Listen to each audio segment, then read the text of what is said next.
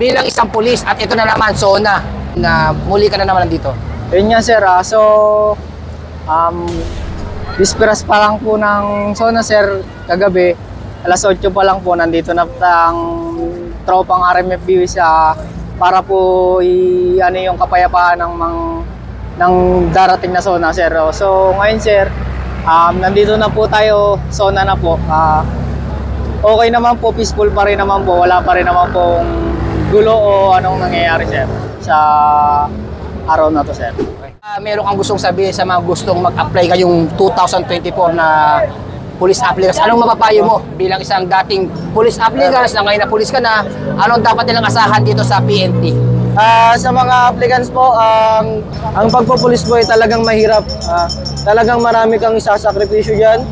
Unang-una is syempre yung kailangan mong palakasin yung iyong katawan para sa darating na physical examination.